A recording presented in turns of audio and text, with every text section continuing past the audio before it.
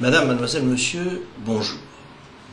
Trotsky, qui n'est pas mon maître à penser, disait « La révolution ne fait nul cas des mots. Elle vérifie tout et elle vérifie par le sang. La crise aussi. La crise que nous vivons en ce moment, dans le monde entier, est une crise dont les effets vont se faire sentir très durablement et probablement de manière définitive sur bon nombre de structures dans le monde entier précisément et au premier chef en Europe. Pourquoi en Europe? Eh bien tout simplement parce que l'Europe est affligée des États-providence les plus lourds qui existent sur la planète et qui vont empêcher toute reprise véritable de la croissance. Cette crise, tout le monde le sait, est partie des États-Unis et ce n'est pas une crise du marché, c'est une crise des États. L'État américain a inondé de liquidité l'économie américaine. Il a garanti en outre des prêts qui n'auraient pas dû l'être. Il a poussé les banques à prêter n'importe comment à n'importe qui. Le résultat, évidemment, ne s'est pas fait attendre et la bulle financière sur qui tout reposait, c'est-à-dire sur l'immobilier, a éclaté comme toutes les bulles, avec les conséquences que maintenant chacun connaît et qui ont poussé tous les États les plus importants de la planète à prendre les mesures nécessaires pour rétablir autant que faire se peut la confiance nécessaire aux prêts que les banques doivent consentir à l'économie et pour garantir également, autant que faire se peut aussi, la solidité des banques. Cette crise n'est pas terminée. Il est vraisemblable que les soubresauts de la bourse vont continuer à se faire sentir pendant un certain temps, mais surtout la crise économique qui a commencé, qui est certaine, va produire les conséquences que je vous disais à l'instant. Donc, crise du marché, non, en aucun cas, et pour une raison fort simple, pas une banque au monde n'aurait prêté dans les conditions où les banques américaines ont prêté, notamment aux emprunteurs disposant de peu de ressources, si elle avait su devoir faire face elle-même aux conséquences de cet emprunt qui a été souscrit par ces personnes à faibles ressources, c'est-à-dire à ne pas pouvoir retrouver l'argent qu'elle avait prêté. Mais à partir du moment où l'État lui garantissait la possibilité de rentrer dans ses fonds, pourquoi se gêner? Donc, si les banques ont péché, c'est probablement parce qu'elles ont manqué de sagesse, à coup sûr, mais elles y ont été si fortement incitées par l'État qu'on ne peut s'empêcher de dire que c'est l'État qui finalement est le véritable responsable. Il va de soi que tous ensemble, dans le monde entier, nous allons payer cette folie, et notamment ce surendettement permanent qui est dû à une création monétaire abusive. Mais enfin, une fois qu'on a dit ça, on n'a pas vraiment résolu le problème qui consiste à savoir comment l'économie mondiale va pouvoir faire face à cette situation radicalement nouvelle. Ce n'est pas la première crise, bien entendu, qui affecte le monde occidental, mais c'est manifestement la plus grave depuis 1929, tout simplement parce que l'ensemble du système est touché. Alors, que va-t-il se passer? Eh bien, on va petit à petit en revenir aux fondamentaux de l'économie réelle, c'est-à-dire au vrai capitalisme qui consiste tout simplement à dégager des ressources du travail que l'on effectue et à faire en sorte que ces ressources, grâce à l'épargne, financent des activités de caractère économique. Tout ceci a été oublié. Et les banques en particulier, qui se glorifient de ratios de solvabilité de 7 à 8% dans les meilleurs cas, ont semble-t-il oublié qu'au XIXe siècle, elles détenaient, quand elles prêtaient, 60 à 80% des sommes qu'elles prêtaient en fonds propres. Donc c'était une économie qui, pour autant, n'avait absolument pas perdu le moindre dynamisme, bien au contraire, mais qui reposait sur des fondamentaux sains.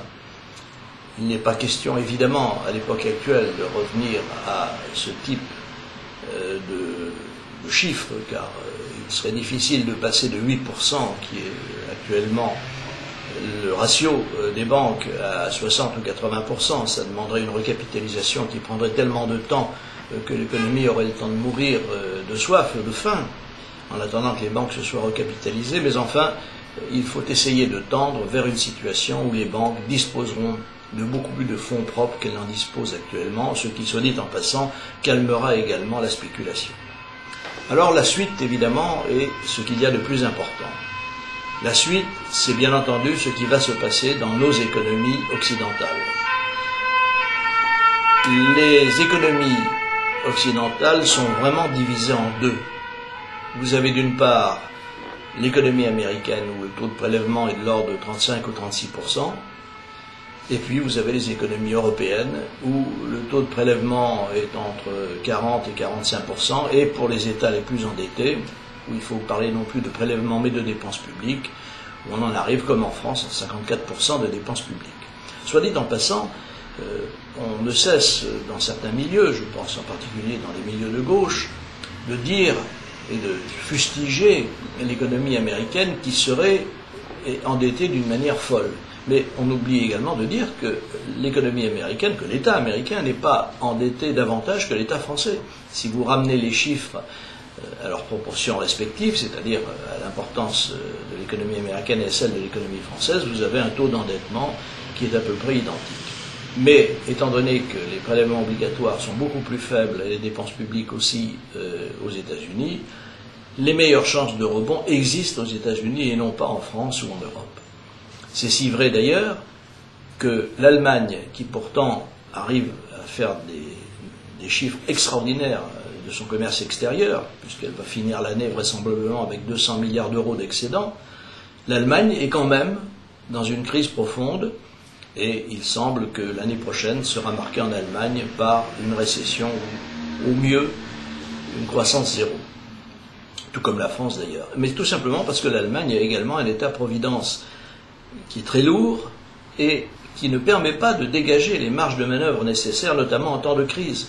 La France est évidemment dans ce cas avec en plus des prélèvements obligatoires infiniment plus importants que ceux de l'Allemagne, 9 points de prélèvements obligatoires de plus que l'Allemagne, ce qui représente des sommes absolument astronomiques, pas loin de plus de 1000 milliards de francs, donc 150 ou 160 milliards d'euros.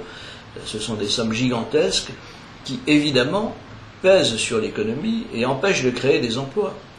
Donc, au stade où nous en sommes actuellement, il est absolument évident que la France ne peut pas se tirer d'affaire dans sa structure actuelle. Alors, puisque la crise vérifie tout, que va-t-elle vérifier en France ? Eh bien d'abord, elle va vérifier que le pari de M. Sarkozy est perdu. Pourquoi est-il perdu ? Parce que M. Sarkozy est arrivé au pouvoir avec l'idée, finalement, de sauver le système. La rupture n'était qu'un mot destiné à se faire élire. L'objectif véritable, qui se vérifie d'ailleurs à chaque instant, c'était qu'une meilleure gestion, ou une gestion plus dynamique, ou une communication de plus grande ampleur, permettrait de maintenir un système qui, comme je viens de vous le dire, repose pour l'essentiel sur des prélèvements et sur une redistribution massive. Ce pari est perdu. L'État-providence ne pourra plus faire face à ses obligations. Si vous en voulez un exemple très récent et très significatif, même s'il n'est pas d'une ampleur extraordinaire, la mutualité sociale agricole vient d'indiquer que pour faire face aux nouvelles obligations qui lui sont imposées par l'État, c'est-à-dire d'augmenter les retraites de base et d'améliorer d'une façon générale les retraites des agriculteurs, elle allait devoir emprunter et qu'elle allait, en 2009, avoir 1,5 milliard d'euros de déficit. Comment peut-on qualifier une politique qui consiste à distribuer des droits à des personnes qui probablement ont envie de les avoir ou les méritent, le problème n'est pas là, mais qui ne sont engagées sur rien et qui conduisent à s'endetter encore plus. Ce sont des faux droits. Et c'est une attitude absolument folle. C'est ce que l'on appelle de la cavalerie, étant donné qu'aucune mesure sérieuse n'est prise pour réformer le système des retraites, pas plus d'ailleurs, bien sûr, que le système de l'assurance maladie. Donc l'État-providence, c'est fini. Et d'ailleurs, M. Michel Rocard vient tout simplement de l'écrire dans le journal Le Monde avec 2 autres co-auteurs d'un groupe de réflexion dont il fait partie. L'État-providence, ça a été une période longue, beaucoup trop longue.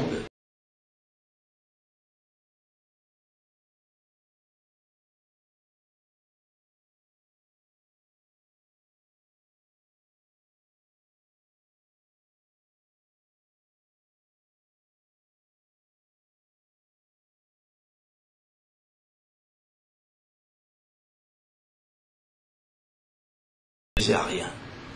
Regardez ce qui se passe actuellement avec certaines publications qui nous indiquent qu'après tout, le prix des médicaments est tel qu'il va à un moment ou à un autre être nécessaire de sélectionner les personnes qui en bénéficieront. Et à ce moment-là, comme l'écrivait dans une interview du journal Le Point le vice-président du Comité national d'éthique, il sera évidemment tentant, voire même déjà décidé, de privilégier un père de famille de 40 ans ayant une activité plutôt qu'une personne plus âgée et qui n'a plus toute sa tête. C'est un scandale absolu, parce qu'enfin, la personne âgée qui n'a plus toute sa tête a, je le signale à ces grands penseurs, cotisé toute sa vie. Et pendant ce temps-là, nous avons à la CMU 6 millions de personnes qui n'ont jamais cotisé.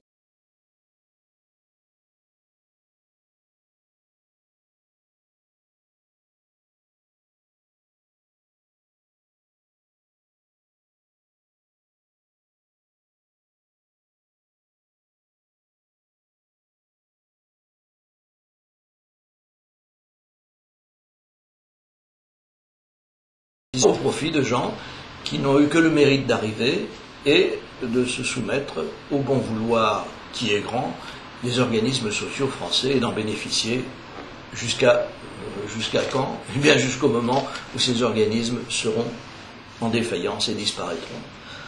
Alors, la situation est évidemment extrêmement grave. Les réformes ne sont pas faciles à faire maintenant parce que dans une crise, il est difficile de baisser les dépenses car on risque d'ajouter encore à la récession. Mais ce qui est certain, c'est qu'il va falloir prendre le taureau par les cornes, dire la vérité aux Français. Et la première des réformes à faire, je ne cesse de le dire, c'est d'abroger dans les faits le monopole de la sécurité sociale qui interdit évidemment toute réforme sérieuse et qui redonnerait du pouvoir d'achat et donc de l'énergie à l'économie française. Voilà les pistes qu'il faut non seulement explorer mais défendre, et il faut enfin que la vérité soit dite aux Français. Cette vérité sera peut-être dite dans les conditions les plus dures, c'est-à-dire avec un pouvoir politique qui n'aura plus la moindre crédibilité ni la moindre influence, mais enfin si le salut de la nation passe par là, eh bien que les choses se passent. Madame, mademoiselle, monsieur, merci de m'avoir écouté, gardez courage, à bientôt et vive la France.